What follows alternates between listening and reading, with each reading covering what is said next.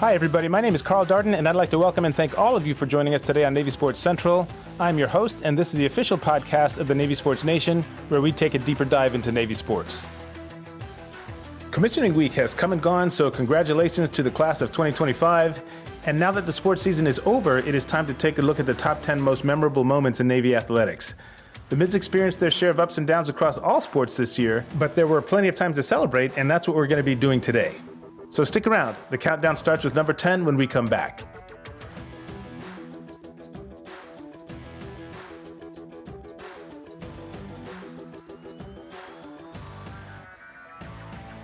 All right, it's great to have you guys with us. Thanks so much for dropping in. I really appreciate you taking the time. As you heard in the introduction, it is time for us to count down the top 10 most memorable moments in Navy athletics this year. This is the fourth edition since we started the podcast back in 2021, and I will say that it is a purely subjective list. I make the selections based on a certain set of criteria I came up with, so I will quickly review those right now. First off, what was at stake at the time that the outstanding individual or team performance occurred?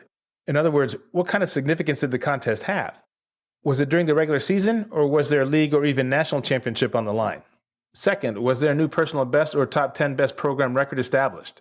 And third, did that outstanding performance come against Army, or was it an upset? Or even better, was it against Army and an upset? So that's the lens that I used to evaluate my choices. And if you happen to put together a list also, I'd be curious to know how closely it matched up with mine. And by the way, one last thing before we get started. I'm going to be trying something slightly different this year. My plan is to give selections 10 through 2 their just due, for sure. But the majority of this episode will be focused on the number 1 most memorable moment. And I'll be able to go into quite a bit of detail, too, because I'll have a special guest with me to help break it down. So, now that we've covered all that, let's go ahead and kick things off. Coming in at number 10 in this year's countdown, we've got Navy football knocking off the 23rd-ranked Memphis Tigers 56-44. I almost didn't include this game, but ultimately decided that it did belong for a couple of reasons. First of all, it was a win against a ranked opponent, and that's always good. And Memphis was also the preseason favorite to win the conference. Besides that, this was the Mids' first really big test of the season after 2 relatively easy wins against Bucknell and Temple. And it was an opportunity to see if this new hybrid wing T installed by first-year offensive coordinator Drew Cronick was the real deal. The previous week, the Memphis defense had held an explosive Florida State offense to just 12 points. So it seemed like the Tigers were more than capable of putting the clamps on Navy. Now, it was a competitive game from the very start. Memphis led 14-7 after one quarter, but Navy's offense really found its rhythm after that. They ended up outscoring the Tigers 21-3 to take a 28-17 lead into the locker room at halftime. Quarterback Blake Horvath was running the offense like he'd been doing it for years. He ran for 211 yards on just 12 carries, and that included a 7-yard TD and a monster 90-yard score that put the Mids up by 19 with less than 9 minutes to go in the game. Horvath also threw for 192 yards and 2 touchdowns. Still, Memphis had a chance to win the game after putting up 2 quick scores to close within 5 points, 49-44. But Rayon Lane sealed the win with an 86-yard pick six with less than half a minute to go in the contest. So this win was the first really big indication that 2024 could be a really special season for the Mids. Against the Tigers, they racked up 566 yards of total offense and averaged nearly 11 yards per play. The team also scored 143 points through their first 3 games. The previous year, they didn't reach that number until the 8th game. So this was very much a statement game for Navy, and by knocking off the favored Tigers, they sent a clear message to the rest of the conference. That was good enough to grab the number 10 spot in our countdown. Moving on to number 9, we've got the Navy men's cross-country team crushing Army in their star meet and then finishing the year with their 4th straight Patriot League championship. These days, the college cross-country schedule is made up of a series of invitationals. And actually, the Mids only have 1 dual meet each year, which of course is against Army. Lately, the men's cross-country team has been absolutely overpowering. And on October 19th, 2024, Army wound up on the wrong side of another beatdown. Led by senior Murphy Smith, the Mids placed 9 runners among the first 10 finishers. In fact, Smith set a course record by covering the 4.9-mile distance in 23 minutes, 25.8 seconds. That beat the previous record that had stood for nearly 17 years by 4 seconds. And by the way, that 4.9 miles corresponds to an 8K. The Mids crushed the Black Knights 18-45, and remember, the lowest number wins in cross-country, with the first 5 finishers for each team in a dual meet accounting for the scoring. Navy's top 5 placed 1st, 2nd, 4th, 5th, and 6th, and they also took the next 3 spots which pushed Army's last four point producers further down the line. It was a dominating win any way you look at it, and the Mids used this momentum to win the Patriot League championships less than 2 weeks later. Once again, Murphy Smith crossed the finish line first, and 7 other teammates placed in the top 10 as the Mids brought home their 4th straight title.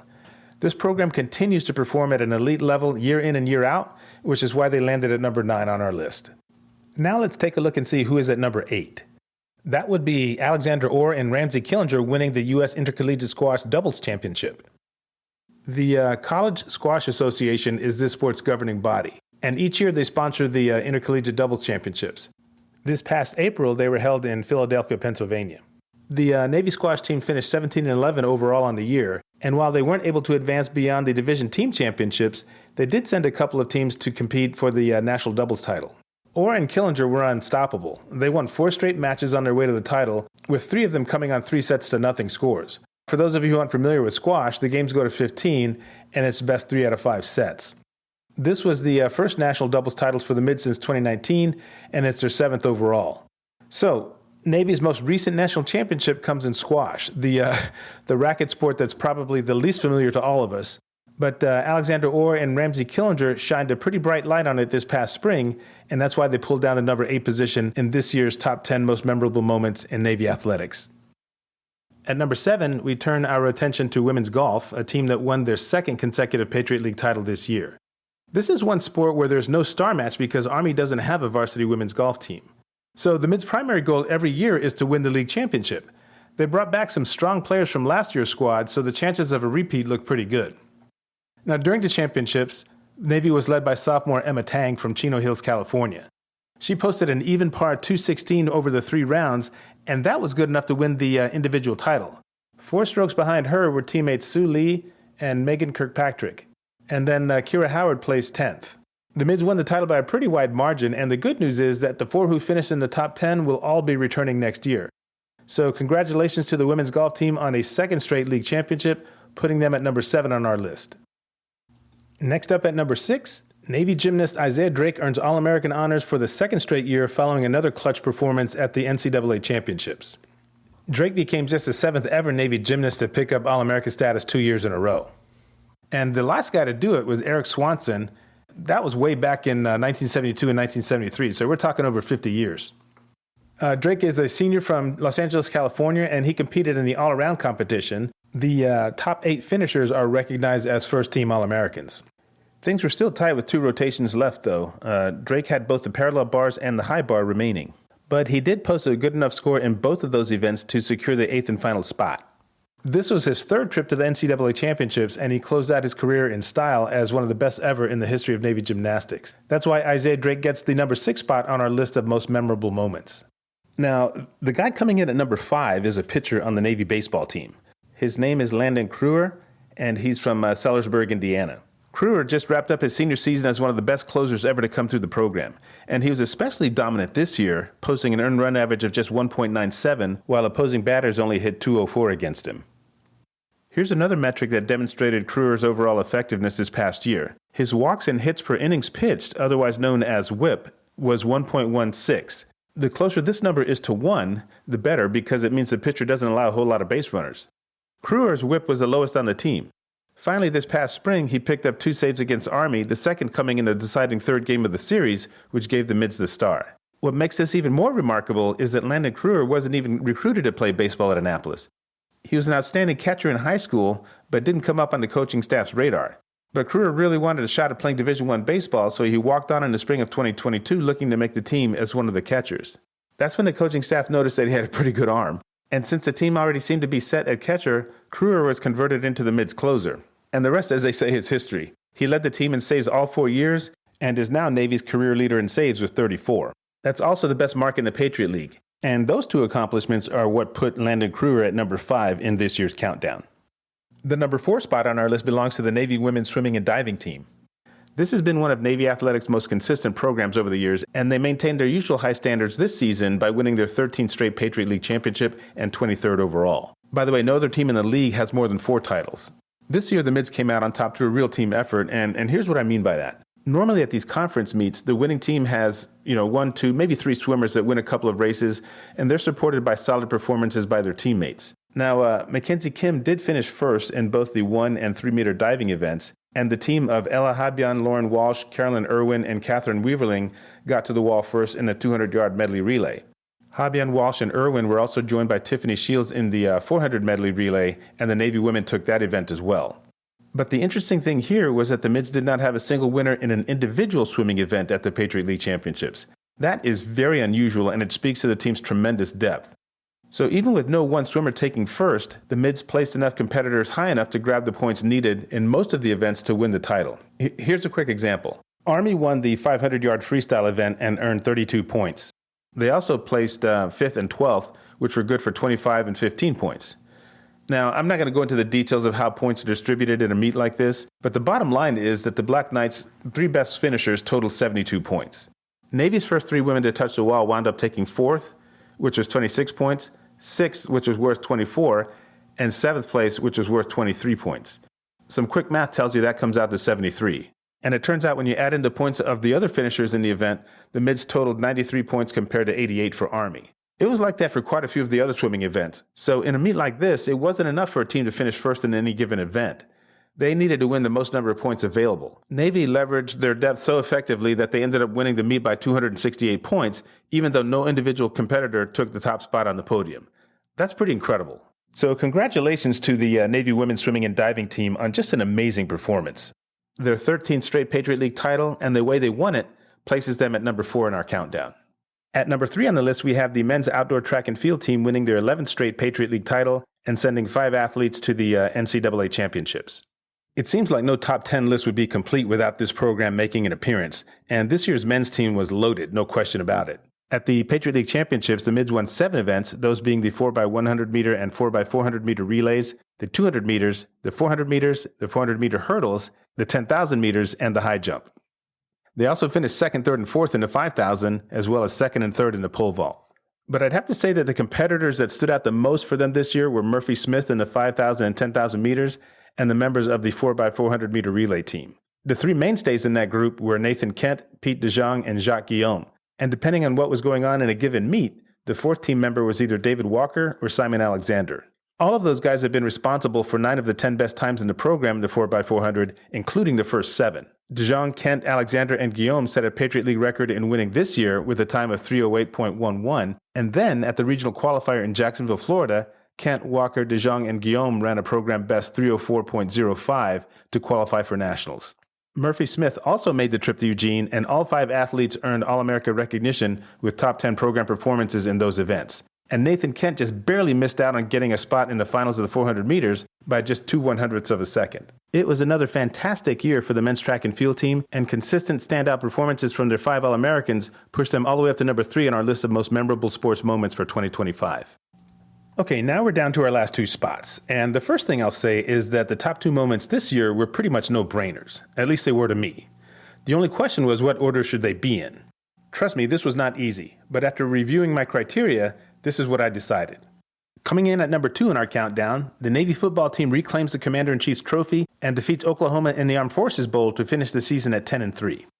I'd have to say that the Mids definitely exceeded my expectations this year. After the Memphis game, I felt pretty good about them pulling down at least 8 wins, and despite the season Army was having, I thought they had a really good chance of knocking off the Black Knights too. So when the Mids took down Air Force in Colorado Springs in a dominant 34-7 win, they put themselves in a position to win the Commander-in-Chief's trophy outright for the first time since 2019. 2 months later, they squared off against an Army team that had just destroyed Tulane the previous week to take the American Conference Championship. But this game wasn't even that close. Blake Horvath thoroughly outplayed the Black Knights quarterback Bryson Daly, and the Navy offense racked up 384 yards while holding the Black Knights to just 179. They didn't have a single turnover while the Mids defense intercepted Daly 3 times. The Mids put the game away early in the 4th quarter when Landon Robinson took a fake punt and picked up 24 yards. That led to Blake Horvath's second touchdown of the game, which made the score 28-13. Navy closed out the scoring with a Nathan Kirkwood field goal following an interception. So with the Commander-in-Chief's trophy in hand, the Mids traveled to Fort Worth, Texas to take on Oklahoma in the Armed Forces Bowl. That game was a lot different. The Sooners jumped out to a quick 14-0 lead before Coach Volker got the Navy defense dialed in. They shut down the OU offense in the middle part of the game, while Blake Horvath led the team on a drive that cut the lead in half 14-7 before halftime. Then, with just 4 minutes to go in the third, He pulled the ball on an option and ran straight up the middle for a 95-yard touchdown to tie the score. Horvath added another with 4.5 minutes to go after a drive that ate up 7 minutes and 32 seconds on the clock. That gave the Mids a 21-14 lead. After Oklahoma scored with 6 seconds to go to get within one, they decided to go for a 2-point conversion and the win. But the Navy defense pressured Sooner quarterback Michael Hawkins, and Justin Reed came up with a big sack, allowing the Mids to hang on 21-20.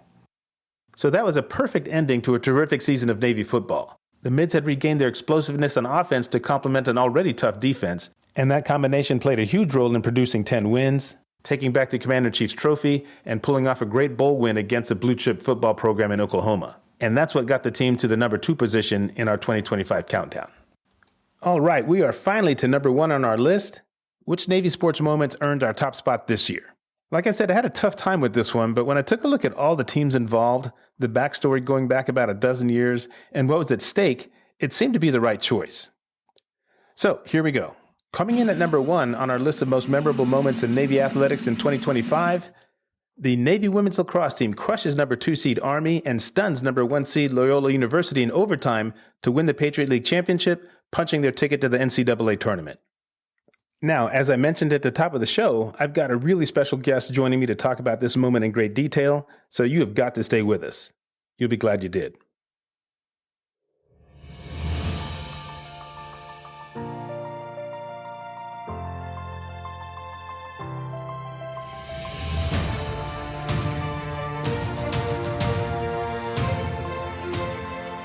Thanks for staying with us on Navy Sports Central. Carl Darden here with you, and it is my pleasure to welcome back our guest for this segment for her 3rd visit. She is Cynthia Lisa from the class of 2000, who is hands down my go-to person for all things related to Navy women's lacrosse. Cynthia, thank you for joining us once again. I really appreciate you taking the time.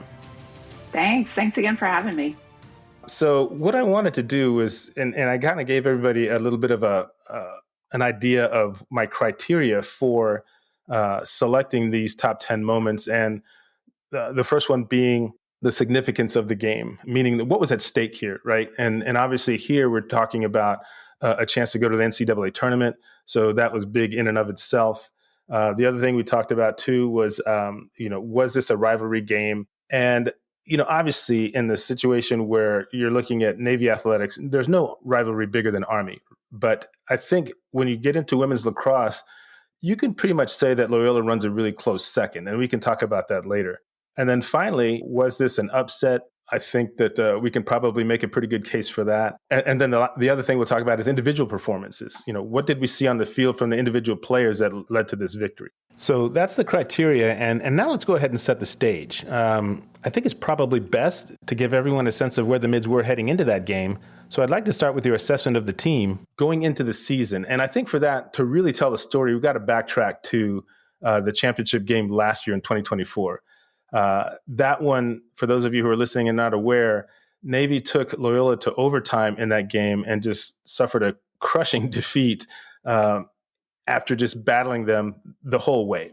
So, Cynthia, as a coach and as a former player, how does a game like that affect the team's psyche in terms of getting ready for the next year in your mind?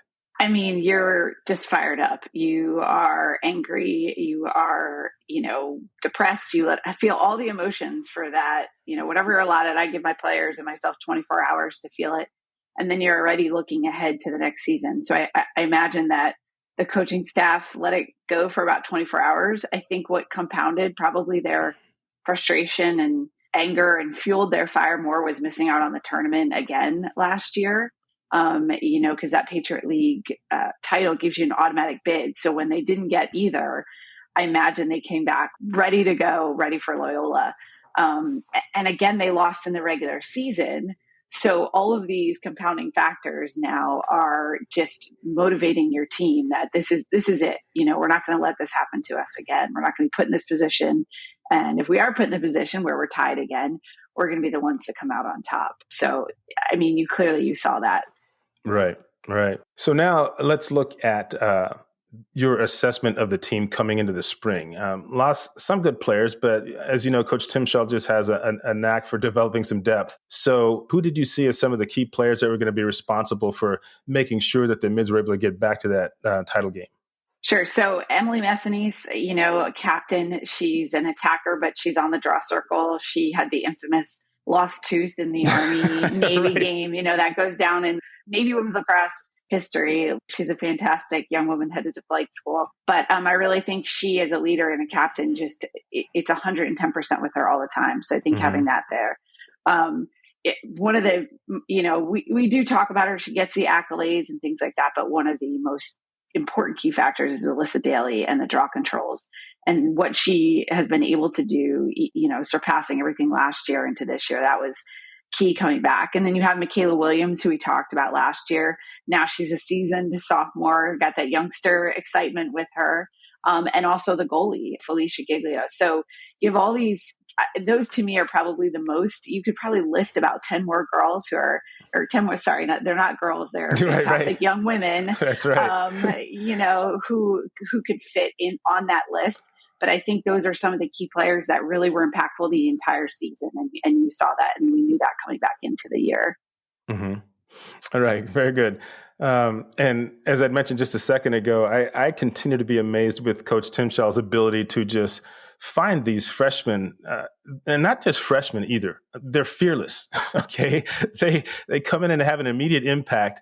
And she's also been able to take players and put them in the system and develop them to the point where they have like a breakout year. Who did you see that just kind of maybe not came out of nowhere, but you're just like going, wow, they really stepped up this year?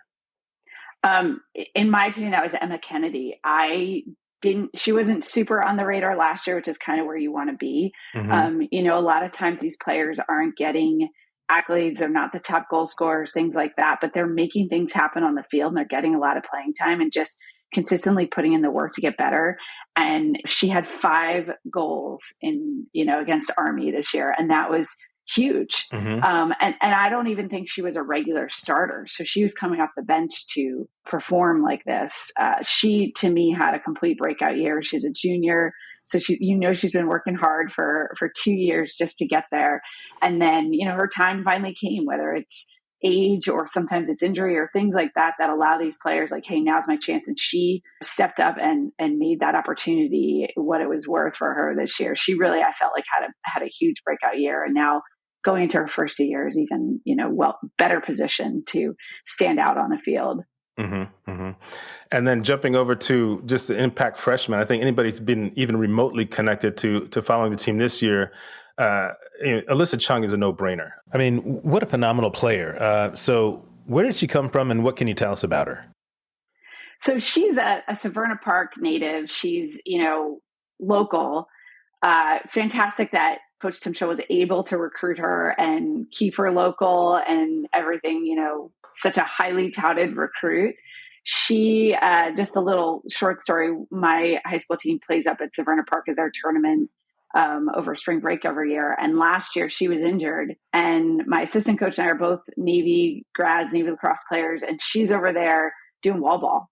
Mm-hmm. So it's a tournament, all the teams are doing stuff and you see her doing wall ball and, we introduced ourselves and I said, hey, I know you're going to Navy, best of luck if you need anything, stuff like that. So I think that just speaks to her dedication and work ethic and mm-hmm. just an unbelievable player who got put on the stage as a plebe. Not only are you a freshman, most people really don't understand that you're not really a freshman, you're a plebe. That's right. Is a very, very hard position to make. You're still trying to figure out, how do I get my uniform right? Probably. Right. Well, mm-hmm. Maybe not by now, but let's hope not. But, to be able to find that level of success at someplace like Navy is unbelievable. And those of us who went there can attest to that. But she clearly is a force to be reckoned with and, a humble human and just grateful she's playing in blue and gold. Mm-hmm, mm-hmm. Okay, so season gets off to a pretty decent start. As usual, Coach Timshaw has a fairly tough non-conference schedule to get the team ready for Patriot League play. And I'm not going to go into all the details of the records here, but as they progress through the season, I felt like, okay, they're definitely on an upward trajectory. But then going into the Army game, and first of all, it was an away game, so I knew that was going to be an issue. Secondly, I still felt like if they played up to their potential, they were probably going to win because even though Army's ranked about the same, I just felt pretty good, especially what we saw last year. Both you and I saw the game last year live, and that was a tremendous game. But unfortunately, it was not the outcome we were looking for. It was, Army won 17-12. And as I looked at that, it was just another case of a team getting out of the gate slowly, and then by the time they were ready to come out there and play, it was a little bit too late to dig themselves out of that hole. So you compare that with what happened in the Patriot League semifinal, where they just rolled them 18-9. Same two teams, they were playing 18, 19 days apart, completely different result. Now, I know we're kind of speculating here, but as a coach, can you kind of maybe throw some thoughts out there on, okay, what possibly could have happened? Was it Navy just making some really good adjustments? Was it just them coming out with more fire? What do you think? So, I think I must have been on a lacrosse field where I missed the first portion of the game. But in my mind, this was an easy victory. Mm-hmm. I've been watching the team. I know what they did last year to Army. Army graduated a really good class. They still have some of their key stars. But so when I turned the game on, I was like, what is going on? But, the stakes are always higher with the Army Navy, always higher. Mm-hmm. And you talk about that a lot. I think nerves are a problem, that happens. Like you said, you're away. That is always, always hard because you're in enemy territory. And the Army Navy, you saw it last year, the crowd was thousands of people. Yeah, it was nuts. It was it was one of the best games I've ever been to as far as the atmosphere. So now transfer that to the other side, and that's very detrimental to your team. Mm-hmm. But it's hard to beat a team twice. It's hard to win twice in an Army Navy game. I think last year was unbelievable that they were able to beat them twice. So I think that while I'm sure they made key adjustments to their game and who they targeted to defend a little harder and where they decided to attack a little more.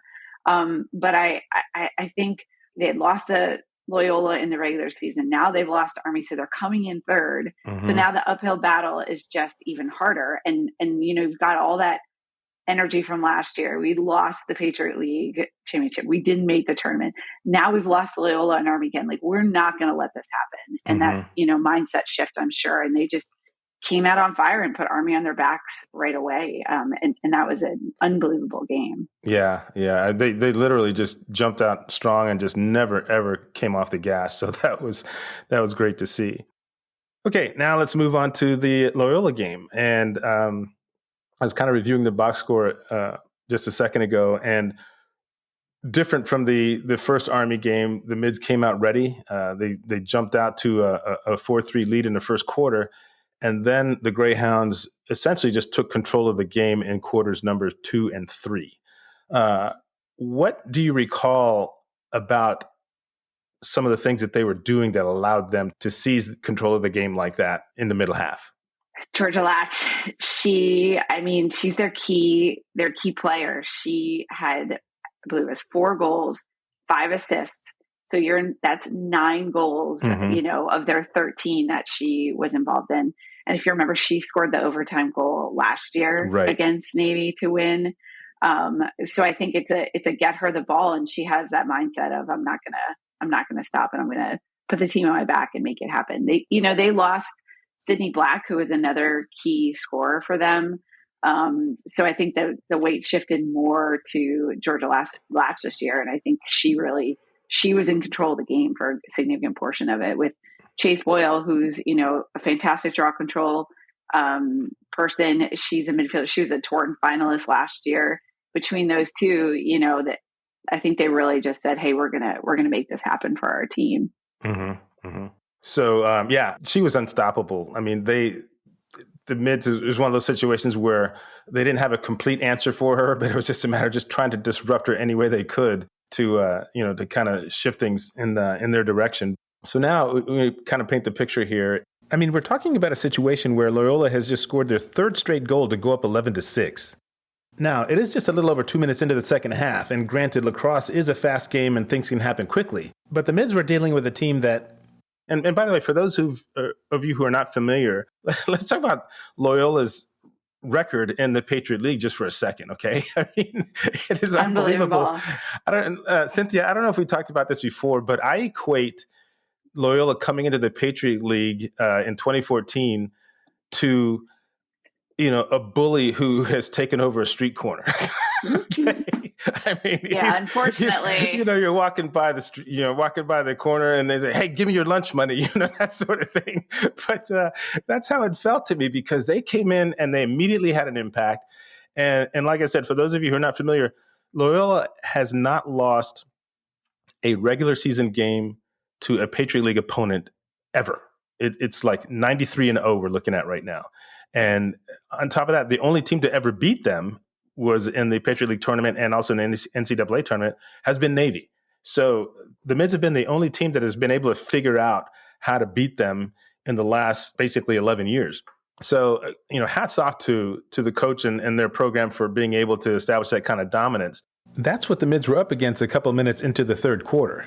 They were down by 5 and looking at potentially a NCAA bid on the line because they got snubbed last year. So there's nothing to say that the same thing wouldn't happen this year, although it didn't because Loyola also got in. But we didn't know that at the time, right? I mean, so that's the situation.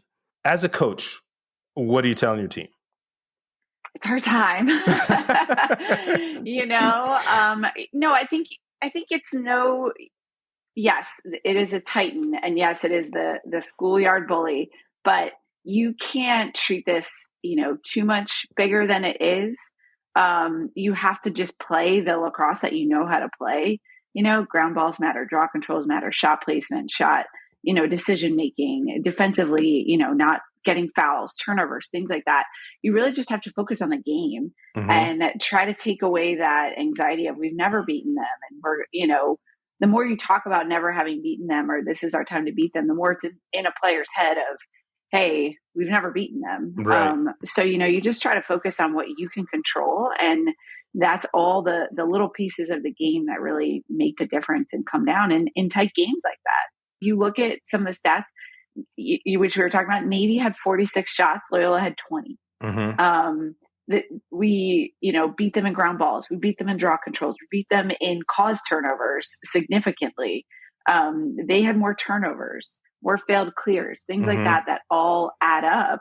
And while it was only a 1-point game, you can see where Navy was just pounding and grinding and everything like that. And I think that, is what the coaches, I'm guessing, talk to them about, like, hey, let's just do all the things that we can control, right? We cause that turnover. We go for that ground ball. We get the draw control.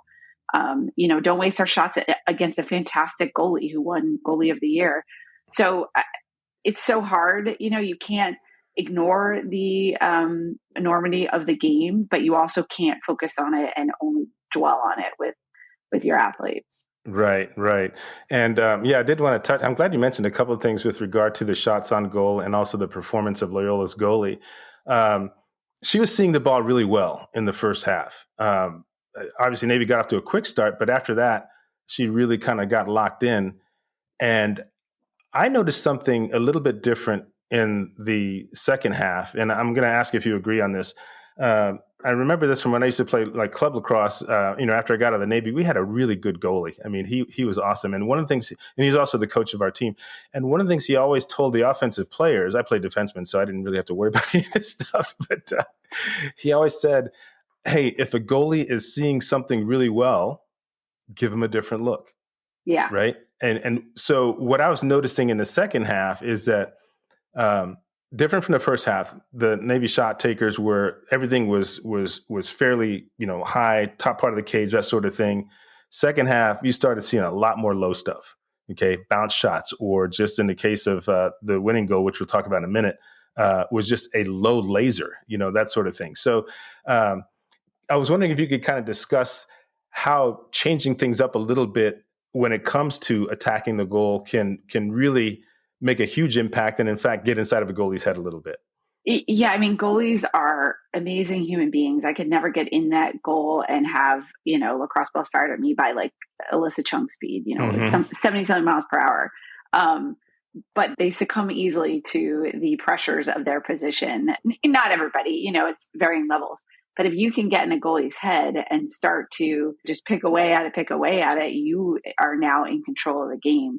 I think that there's lots of ways that you can change up what you're doing, and shot placement is one of them. Shot placement as far as, like you mentioned, high or low, where the shot is coming from the right side, from the elbow, from the crease. whether you're moving the ball, if she was seeing a lot more of the assists happen, and she was ready for that, expecting, maybe they had scouted Navy as an assist team. Mm-hmm. So Navy said, hey, we're going to go more 1v1. So she's not expecting it as much as she's expecting the pass. All of those things are definitely ways that you can change up how you're impacting your shots, and not necessarily just, okay, we need to shoot high or low or things like that. But maybe they had scouted her and high was the place to shoot, and mm-hmm. she was having a good day going high. So I said, all right, let's do this. And and I mean, fantastic job by the coaches and switching it up, and the players for adapting to it. Right. Yeah, that was definitely key. And I did want to go talk to one particular shot.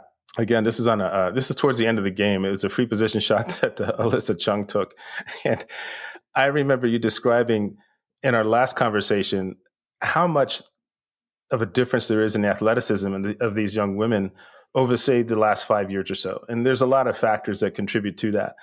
But Alyssa Chung got fouled, and she had a free position opportunity from the left side. And I can't remember if she's right or left-handed. I'm pretty sure she's right-handed. It's hard to tell, right? Yeah, exactly. Because she's both. Yeah. She can deliver from both sides, no doubt. Yeah. And the shot that she took, literally, I'm like looking at this, and when I saw it go past the goal, first of all, I didn't even see it go past the goalie. Number one. Secondly, I rewound the DVR so I could watch it again in real time, because had I not known that it was a women's lacrosse game, that looked like a guy taking that shot because of just the force and the power of it all. I guess I just want to get your thoughts on that, because that's just something that you did not see a couple of years ago. No, women have taken a lot or adapted a lot from the men's game, and this is definitely an area where you see it now, which you never saw in my day. No one was firing it in from the 8 meter. We've played against top recruits where they're firing it in even from the 9 or 10 spot, and you're like, I didn't think you could shoot out there. Mm-hmm. Whereas in the guys' game, they're shooting from every distance. I think one thing about Alyssa Chung, she's obviously strong. She's got that innate, shot placement and things like that. But what really makes her a special player is her lax IQ and her ability to adjust.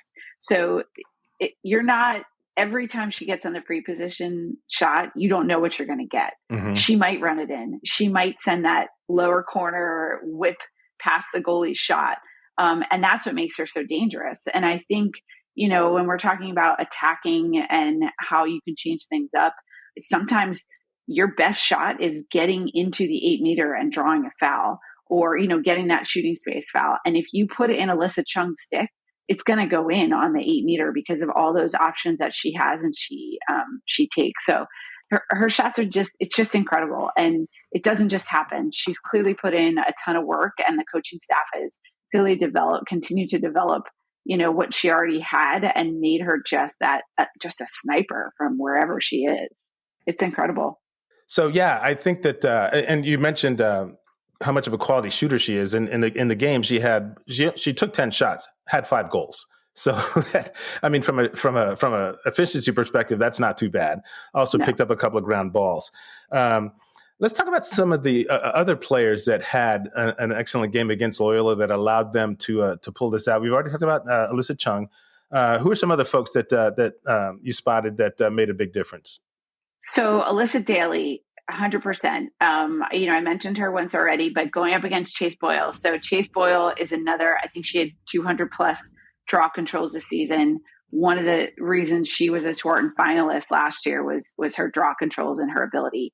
Dan Adobe, who's the Loyola coach, is one of the best draw control coaches out there, and she always develops her player incredibly.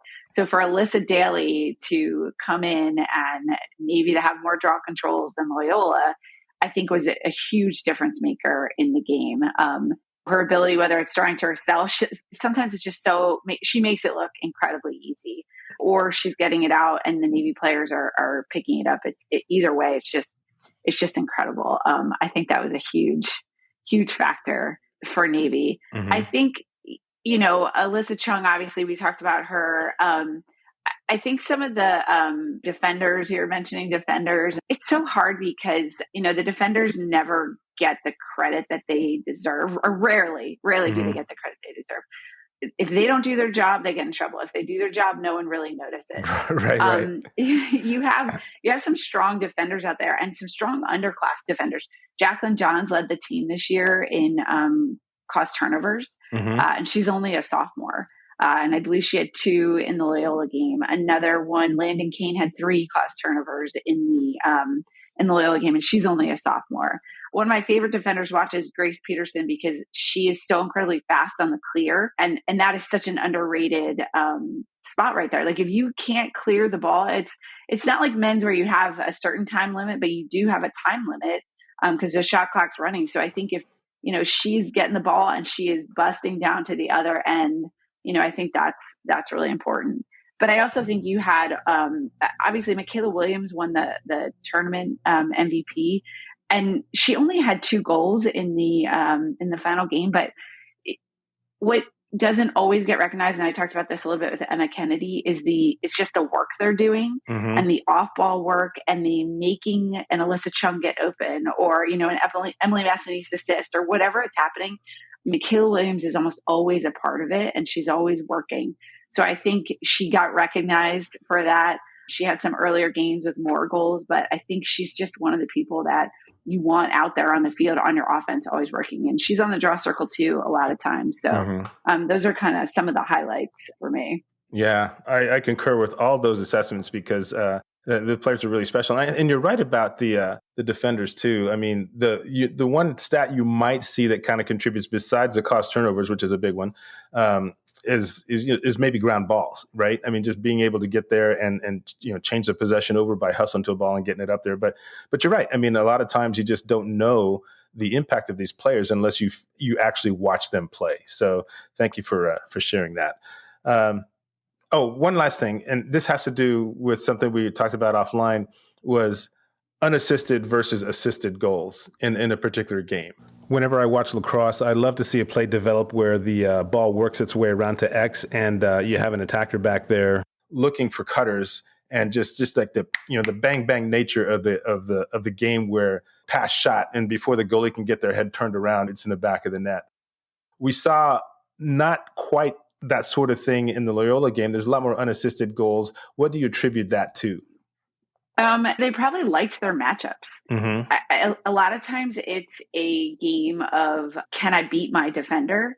And that is most likely what they were seeing, whether it was they were getting the right matchups or certain people had the right matchups. So what I mean by that is, if I consider you a weaker defender, I'm either going to attack every time that you're defending me, or we want to get you to be defending a specific player so she can attack.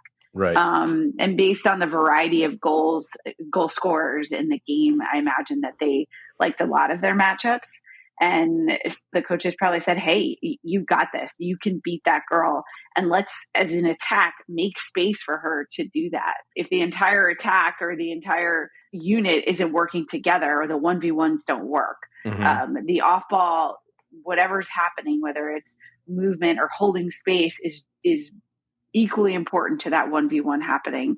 So that is my guess from a standpoint that that's probably what was happening, was that they liked their matchups. They felt like they could win the 1v1 matchup, and it's a little less dangerous than moving the ball around. Maybe, they considered Loyola to predict what was happening with the assists and things like that. And, I'd have to look, you mentioned it, and I don't know this stat, but if in their earlier Loyola game that they lost overtime by 1, if they had more assisted goals, so they were anticipating Loyola maybe scouting that and expecting the assist. So when it wasn't working, they said, hey, we got to switch to more dodges. Right. And the dodge is always what you tell players is what starts your offense. You've got to start the offense with a drive, and someone's got to get the defense moving and thinking. Because if you're just moving the ball, sometimes they aren't moving as much. Okay, so before we leave this, I wanted to just kind of set the last play up for everybody. We're looking at first overtime period. We're about I guess 3 minutes and 45 seconds in, something like that. And Navy's got the ball on the clear. I guess there was I don't know if the ball went out of bounds or something like that. I can't remember. It was a turnover. But Ava Jovino had the ball on her stick, and Navy was starting to clear it. And I'm thinking, okay, let's just get it on our end. And she just took off and started running. And the announcer said something that just made me laugh. He goes, well, I guess if you're Navy, you want to clear the ball, just give it to Jovino, because that's like self-service there. So she was in the offensive end immediately. And then she got the ball to Michaela Williams. And I'm wondering if you could kind of take us through what happened from there. She just beat her defender. Yeah. I mean, it almost looked too easy. Like she beat her. She had so much space, which is, again, a tribute to the entire offensive unit working together.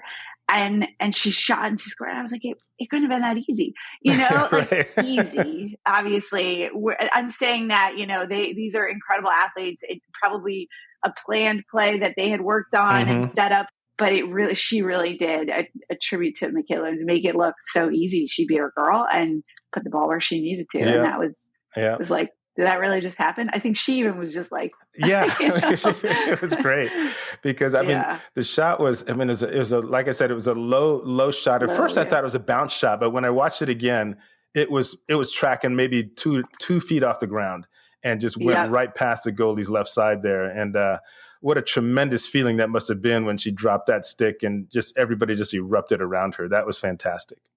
I know. And to speak to that shot too, I mean, think about the strength it takes to drop your stick. So now you're talking a ton of wrist strength. And then to also have that speed, power, and accuracy is just, it's uncanny. I mean, it's really, really phenomenal and clearly something she's practiced and worked on and the coaching staff has developed. So it was great. Yeah. Came from the right side. I mean, she came from the correct side. You know what I mean? Like it was great. Yeah. Okay, so, that about does it for the discussion of the game. Really exciting year for women's lacrosse. And by the way, the one thing I did want to mention was that at the beginning of the year, Emily Messinese was featured in an article in Inside Lacrosse magazine. And after reading it, that's when I said to myself, I think they got a pretty good shot at taking it this year. And luckily they made me look like a prophet. So that was good to see. We'll take it. Right, really. Okay, we're going to go ahead and take a short break now, but before we do that, I did want to give you all a couple of ways to stay up to date on Navy sports. The first is to join the Navy Sports Nation group Facebook page. I've got a link to that in the show notes. Just click on it, answer a couple of questions, and you'll be good to go. The second way takes even less time. Just hit the follow button on whichever platform you're listening to this podcast right now. It can be Apple Podcasts, Spotify, iHeartRadio, it doesn't matter. Once you do that, every episode will be downloaded to your directory when it's released, and you can listen to it whenever you're ready. So please consider becoming a member of our group, and you can actually tap that follow button right now to show your support for the podcast. I'm looking forward to having you join us. We'll be right back.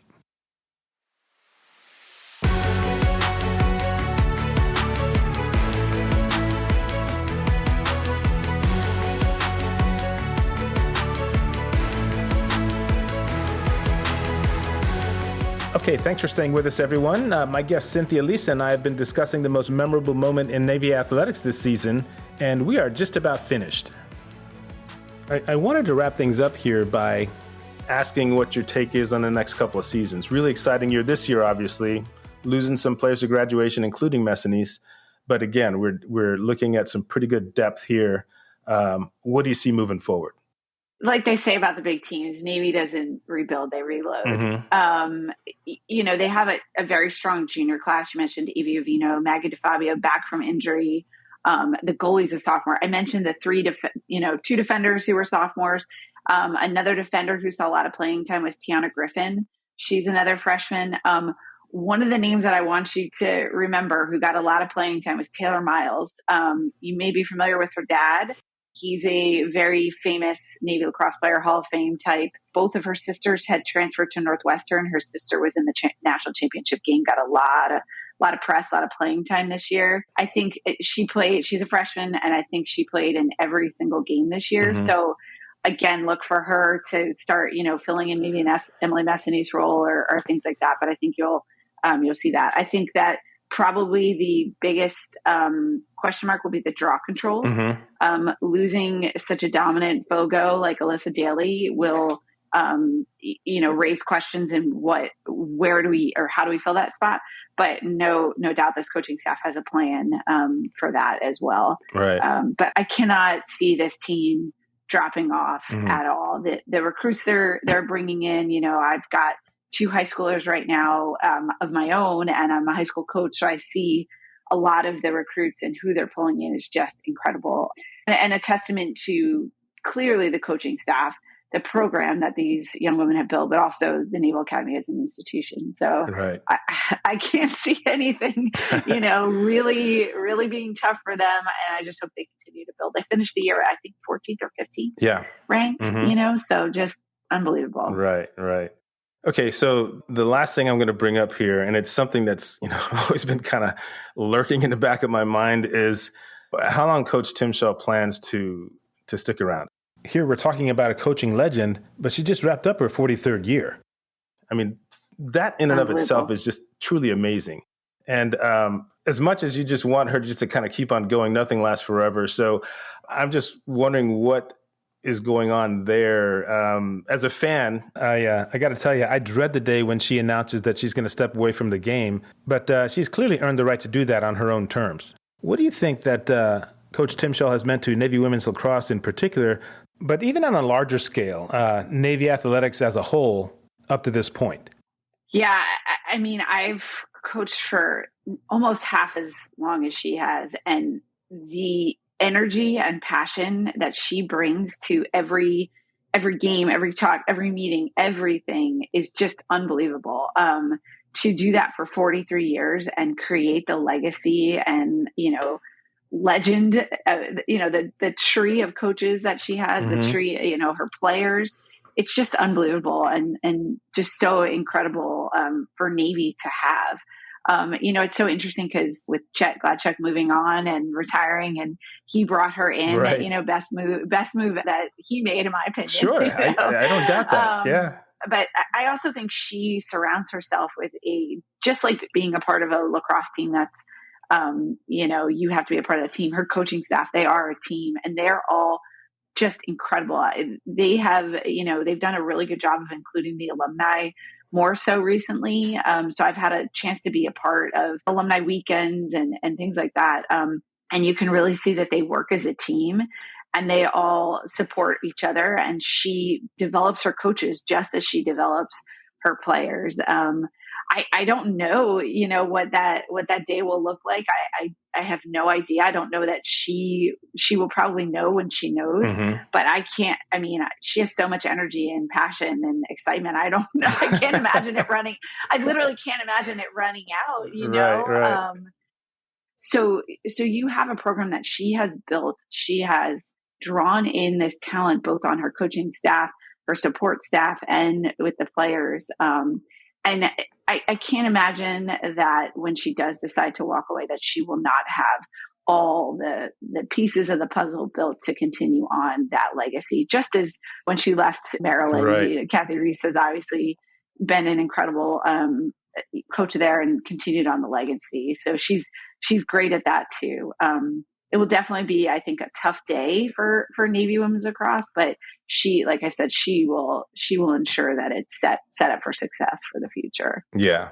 Well said. I have nothing but admiration for Coach Timshall. I mean, ever since she was brought on, and I was just tremendously pleased with the approach that the academy took when it came to hiring a coach, because obviously you're transitioning from club to the varsity level, and it would have been really easy, right, to just go out there and find a good quality coach, but one with like zero head coaching experience that you're just looking to, just have her cut her teeth on this program. It's no, we're going after the best of the best here. And when we landed Coach Timshall, I felt like we'd won the lottery. Yeah. I mean, and there are quite a few coaches in the area, obviously in the DMV who could have filled that role and everything. And even now, you see kind of people moving around in programs kind of locally, but for her to leave Maryland, Navy obviously is a very prestigious institution and everything, but to take a club program to a varsity program after winning, 8 straight national championships. And it could have been like, this is my time to enjoy coaching, take the pack off. I'm going to have some fantastic young women, but I don't need to, and no, it was, nope, we're going to do this. We are going to be a national competitor. We are going to win the Patriot League. We are going to beat Army. Right. So kudos obviously for the selection and for her passion and excitement for Navy. And it's always hard, I think, as an alumni, it's your program. You have a lot of sentimental value and it's like your baby. You don't want just anyone to be in charge of it. And you can't ask for a better coaching staff than they've had and a better leader who they've had all this time. So it's just been very, very special to be a part of. Yeah. Yeah. And just to finish up the thought on what the program has meant to Navy athletics, I think historically, and by that I mean the last 15 years or so for sure, I think that they've probably been one of the standard bearers for Navy athletics across the board because of their consistency. And that is due largely to the impact of Coach Timshaw. I mean, year after year, she always has her teams ready to compete for a title. I have learned so much about the women's game since she took over the program. And a lot of that is because of me wanting to watch the types of players that she puts on the field. So, that's my perspective on the kind of impact she's had on the program. And I just can't say enough about her. Okay, Cynthia, thank you so much for spending time with me today. It was just awesome having you here to recap what I believe to be the most memorable moment in Navy athletics this year. Thanks for having me, as always. All right, you take care. Okay. All right, we are almost to the finish line here on Navy Sports Central. Our question of the day is coming up next.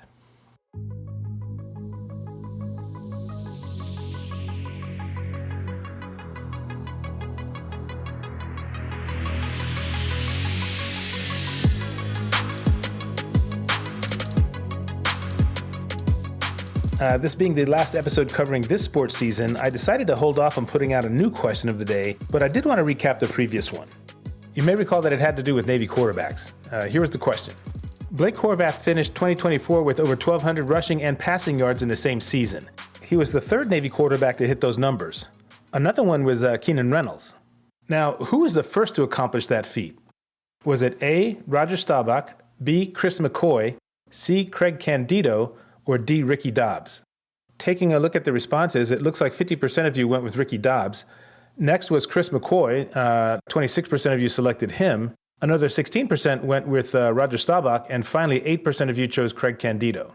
Now, Ricky Dobbs was a really good guess. He did have over 1,200 yards rushing and passing, but not in the same season. In 2009, he ran for 1,203 yards, and he had 1,031 yards through the air. Then in 2010, he threw for 1,527 yards and rushed for 967. So definitely some great numbers there, but in each of those 2 years, one of the stats we were looking for fell just short. So it turns out that the correct answer was Chris McCoy. He was the quarterback at Navy from 1995 through 1997, and it was in his senior season that he had 1,370 rushing yards while passing for 1,203 more. McCoy is probably one of Navy's more underrated quarterbacks. He did a great job running the option when Paul Johnson was the Mids offensive coordinator in 1996. Then Coach Niumatalolo took over the job when Johnson left to become the head coach at Georgia Southern in 1997. So nice job to those of you who came up with Chris McCoy. And by the way, in the 1990s, the Mids won a grand total of 41 games. McCoy was the starter during the only 2 winning seasons Navy had in 1996 and 1997. The Mids' record during those 2 years was 16-7, and that included a 9-3 campaign in 1996 that finished up with a win in the Aloha Bowl over the University of California. That's going to do it for this edition of Navy Sports Central. Thank you all so much for joining us. Now, if you like what you've heard, please be sure to hit that follow button wherever you get your podcasts, and remember to get the word to all the other Navy fans out there. Once again, I'd like to give another shout out to Cynthia Lisa from the class of 2000 for sharing some terrific insights on the Navy women's lacrosse program. I've got to say that I walk away from every one of our conversations feeling a little bit smarter about the game. So great job, Cynthia. I couldn't have done today's deep dive segment without you. And just a quick reminder, the views expressed on Navy Sports Central are my own and do not reflect those of the U.S. Naval Academy or Navy Athletics.